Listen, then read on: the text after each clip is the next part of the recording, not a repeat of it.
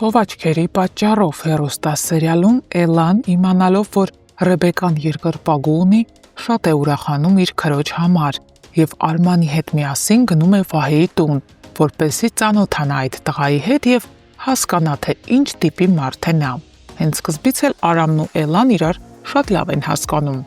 Արամը նախ ապշում է, որ Ռեբեկան այսքան մուննաթ լինելով հանդերձ նման կենսուրախ քույր ունի։ Իսկ Էլլան իր հերթին ուրախ է, քանի որ իր քրոջ կյանքում վերջապես նոր տղա է հայտնվել։ Բայց հենց այդ ծանոթության ու հետաքրքիր պահերին տան դուռը թակում են, Արամը մոտենում է դռանը ու պարզվում է դա Ռեբեկան էր։ Նա քյաբաբները բերել է հետ, որպեսզի մի լավ տեղ դնի Արամին, բայց Էլլան ահավոր խոճապի է մատնվում, խառնվում է իրար, հասկանալով, որ եթե հանկարծ Ռեբեկան ներս մտնի,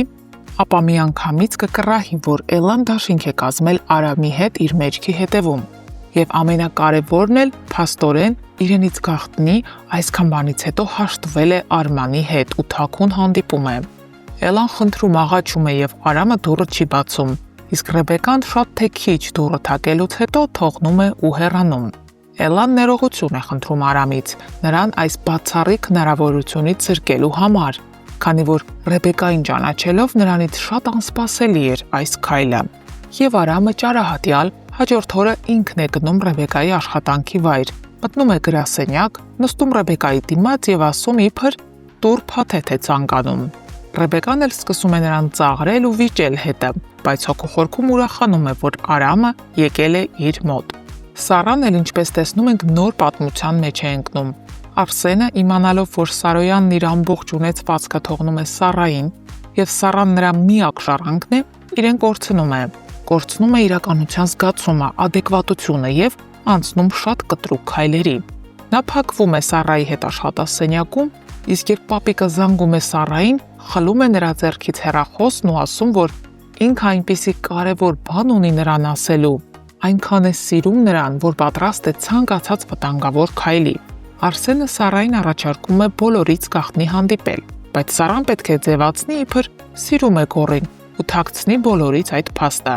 Սառան զարմանքից ապշում է ու այնպես է զարմանում, որ մի լավ ապտակ է տալիս Արսենին, ավելի ճիշտ, ինչպես հետևորդներն են գրել մեկնաբանություններում, չափալախ։ Հարգելի հետևորդներ, ծագում է հարց. այսքանից հետո ինչու Սառան չի զբաղվում Արսենով, որպեսզի պապիկը նրան վերջապես դուրս շպրտի տպարանից։ Ինչու է պահում իր կողքին և աշխատում նրա հետ նույն սենյակում։ Արդյոք սա տրամաբանական է։ Գրեք մեկնաբանություն։ Նայեք, Ռնայկյան ինչ անում։ Էմա, այդ ինչ ես անում։ Այդ ինչ ես անում, քեզ սպասում են ռեկտան։ Կարտոշկա եմ։ Դու ինչ ես։ Ինչ ես անում, չես տենում։ Դու մեծ դուրս շրխկծրա գնա։ Իդու։ Ապրես։ Չէ, ես հասկանում եմ, որ տեքստերը չեմ սովորել, բայց կարծում եք սկոչով ձեռքերս կապելը տեքստեր չսովորելու համար նորմալ է։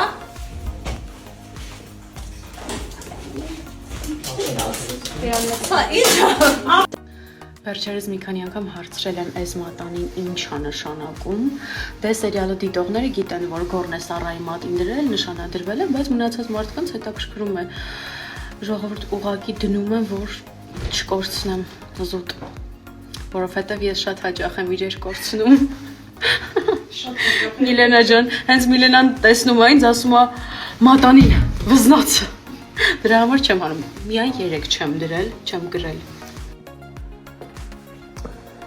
Սառան այսօր չգիտես ինչի որոշել է, որ պետքա տանը մնա, չգա նկարահանման։ Դրա համար ես բռնագրավել եմ իր սենյակը և այստեղ եմ զգեստա փոխվելու։ Քանի որ մնացել եմ միայնակ Սառային ընջարանում, որոշեցի բացահայտեմ ինչ-որ բաներ Սառայի մասին ու այստեղ գտա օրինակ Սառայի ամենասիրելի գիրքը, դա երկրաչափությունն է 8-րդ դասարանի, 6-ից 8-րդ դասարանի համար նախատեսված։ Սառան ուսումնասիրում է երկրաչափություն։ Էմա ջան, քանի որ դու արդեն հասցրել ես Սառայի պահարաններն ուսումնասիրել, ես քեզ ուղղակի մի բան կխնդրեմ։ Խնդրում եմ իմ մայրենի տետրի մեջ կարգինով նկարազարդումներ չանել սովորությանդ համաձայն։ Եվ հետո մի բան ասեմ, իմացիր, միգուցե չգիտես, ես քեզ ասեմ, դու ինձ շատ ես կարոտել։ դու ինձ շատ ես կարոտել։ Ուղղակի շատ։ Այնքան որ անիմաստ ես համարում այսօրվա նկարահանման գնալդ, ունայնություն է տիրում, սենյակում շունչ չկա, էլի, շունչ չկա, չգիտեմ։ Դուրս արի խնդրում եմ։ Մի խոսքով դիմացիր ես 2 օրից կգամ։ Էլկա ջան, դու կոնկրետ հարմարվել ես, հա, իմ սենյակում։ Եկել է դրսի շորերով նստել մահճակալից վրա։ Ինչ կա։ Ժամը 9 է, այսօրվա նկարահանումներն ավարտված են ու ես ինչպես միշտ միայն ես չէ։ Տեսեք ինչ մեծ պայուսակներով են, ես ճամպրուկով եմ, Ադրինեն շատ մեծ պայուսակով, որովհետև հագուստները շատ են ու հնարավոր չի առանձին պայուսակներով բերել։ Ու այս դեպքում չենք ասում իրար բարի գիշեր, ասում են գնանք մի քանի ժամից տեսնենք։ Բայց լավ անցավ։ Միշտ։ Ակա։ Այս երևի առաջին դեպքն է, որ ես հիվանդ եմ ու ինքս պիտի ինձ խնամեմ։ Բայց մամայի սիրտը մի բան զգացել էր, որ հետս նանա էր ուղարկել։ Այս եղածրած ջրի մեջ մնացել է մոտ 15 րոպե։ Հիմա կլցնենք այս շատ փոքր բաժակի մեջ։ Խնդրում եմ չթափվես։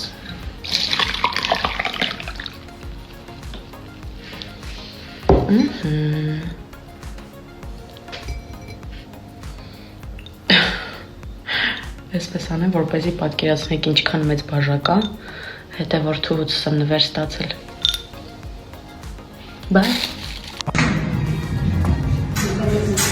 Մենք այսօր եկել ենք շատ գեղեցիկ վայր նկարահանումների։ Նոնա։ Ողջույններ Տաքուկ միջավայրից։ Ողջույն։